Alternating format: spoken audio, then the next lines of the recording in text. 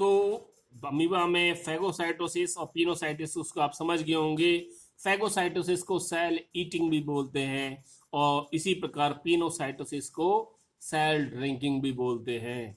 तो आप बता सकते हैं कि कोई हमारे शरीर में भी कोशिकाएं ऐसी होती हैं जो अमीबा के समान एक्टिविटीज शो करती हैं। याद कीजिएगा, स्टडी कीजिए और ढूंढ के निकालिएगा उस कोशिका का नाम जो हमारे शरीर में होती है और अमीबा की तरह से व्यवहार प्रदर्शित करती है।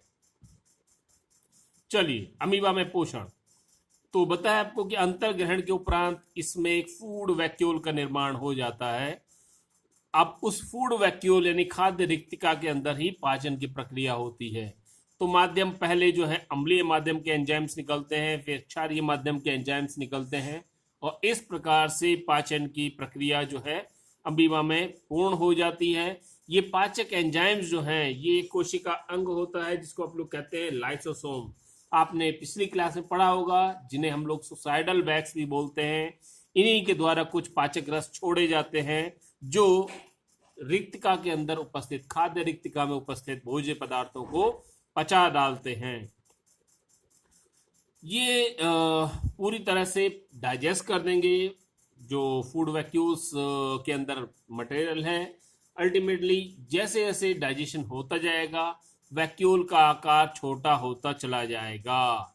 चलिए, पोषण इसमें आगे अभी हम लोग लेके चले। अगला जो स्टेप होता है दैट इज द अवशोषण। पचने के बाद में विसरण की एक प्रक्रिया आप लोग अच्छी तरह पढ़ चुके हैं छोटी क्लासेस में।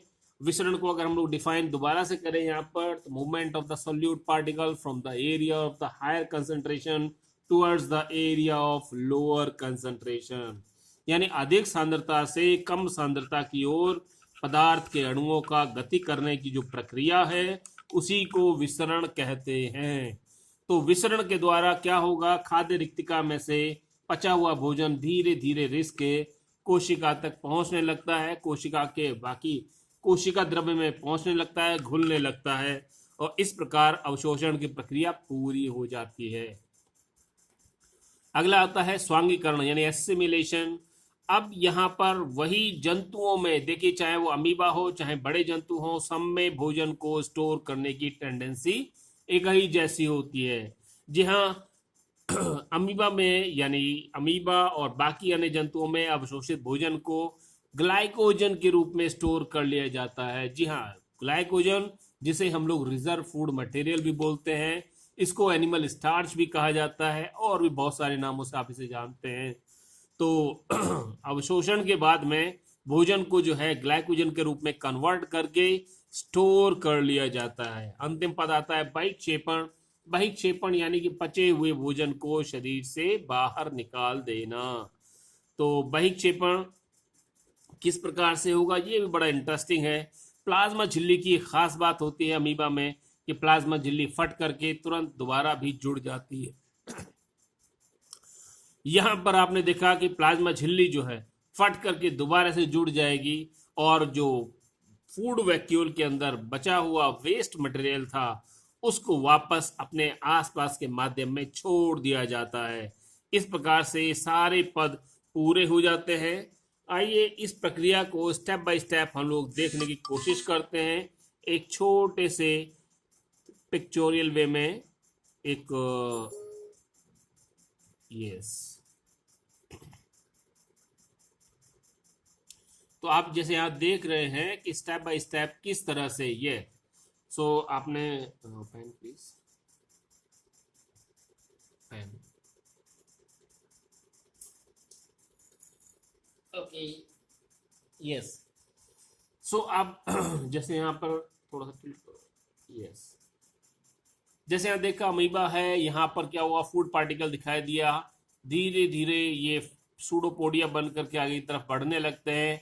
अल्टीमेटली इसको इंक्रोच कर लेते हैं। इंक्रोच करने के बाद में ये जो सूडोपोडिया है, पहले स्टेप जो हुआ क्या, फूड मटेरियल आते ही सूडोपोडिया कवर अप कर लेंगे और अल्टीमेटली इसी प्रोसेस को क्या बोलते हैं, इनगेशन बोलते हैं यानी अंतर्ग्रहण बोलते हैं। दूसरा स्टेप बताया मैंने पाचन का, डाइजेशन का। तो आपने देखा ये फूड वैक्यूल बन गई। इस फूड वैक्यूल में धीरे धीरे क्या हुआ, पाचक रस को छोड़ दिया जाएगा जो बताया था मैंने आपको कि लाइसोसोम द्वारा सिक्रीट होंगे और अल्टीमेटली यहाँ के बाद में फूड वैक्यूल जो है आगे पास आउट होती रहेगी और ओके पास आउट होती रहेगी, और इसमें से जो भोजन बन गया और आप देख रहे हैं धीरे धीरे वो एब्जॉर्ब होने लगा कहाँ, कोशिका द्रव्य में अवशोषित होने लगा। इस प्रक्रिया को हम लोग क्या बोलते हैं, एब्जॉर्प्शन बोलते हैं या अवशोषण बोलते हैं।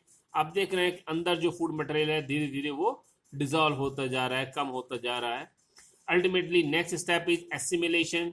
आपने देखा है जो स्टोर्ड फूड मटेरियल था, सॉरी जो एब्जॉर्ब फूड मटेरियल था, इसको ग्लाइकोजन की फॉर्म में अमीबा ने स्टोर कर लिया। तो चौथा जो स्टेप हुआ एसिमिलेशन, और अंतिम स्टेप के तौर पर आपने देखा प्लाज्मा मेम्ब्रेन फट गई और जो भी इसके अंदर अनडाइजेस्टेड फूड था वो वेस्ट की फॉर्म में बाहर निकल गया। इसको हम लोग कहते हैं ईगेशन। तो आपने देखा इस प्रकार से अमीबा में पोषण की प्रक्रिया होती है और प्राणी संभोजी भोजी प्रवृत्ति के सारे पदों को एक कोशिका होने के बावजूद भी फॉलो अप किया जाता है।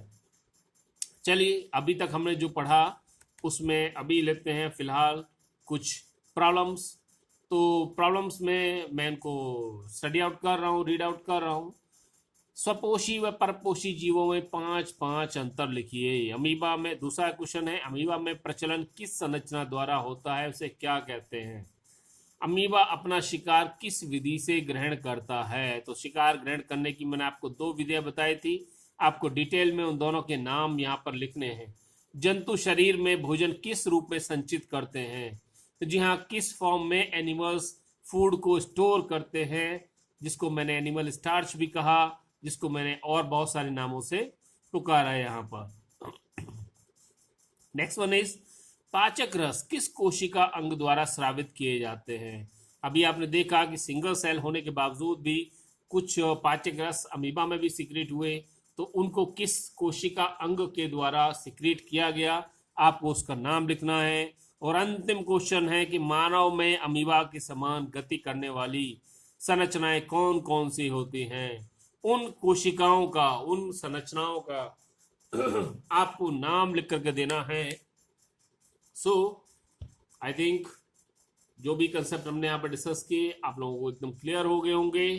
Thanks for joining us.